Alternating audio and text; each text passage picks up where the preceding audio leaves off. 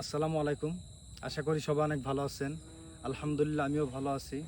তবে আজকে একটু বেশি ভালো আছি, কারণ আমার ইউটিউব চ্যানেলে আবদুল্লাহ কন্টেন্ট টিভিতে 2000 পরিবারের সদস্য হয়েছে, 2K সাবস্ক্রাইবার হয়েছে।